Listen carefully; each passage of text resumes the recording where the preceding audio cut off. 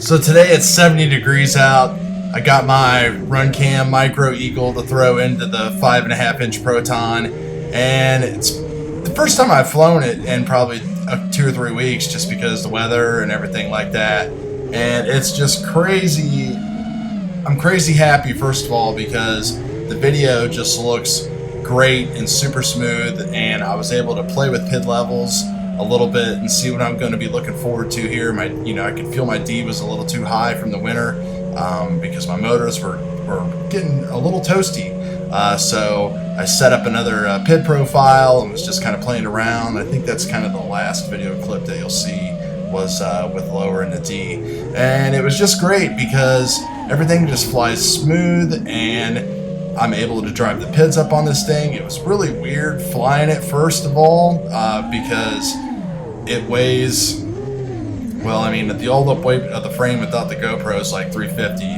So you compare that to the 480, 490 of my reverb, and then you put 5.5-inch props on this and a 5S 1600 pack and all the power that you have compared to what that reverb has running at a 4S 1300 or 1500, and it's just a night and day difference. But I was just happy at the way this has worked out, because everything, just the tune all worked good, and it's just another testament to this frame and Mike's designs.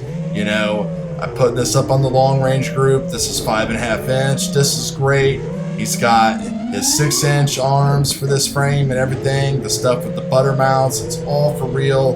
It's going to make your life easier. It's easy to build. He's got places to put everything and little pieces and parts that he sells.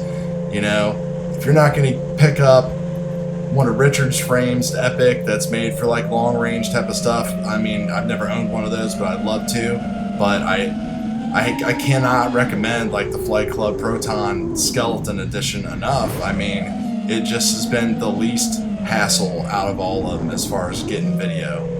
So, and there's no tricks on this, just a color LUT applied to it. I can always post the unedited video if anybody wants to see it, but again, just pretty stoked and awesome, and just wanted to throw a couple clips together. And it's 70 degrees out. Of course the sun's not out, which kind of sucks, but whatever. Anyway guys, talk to you later.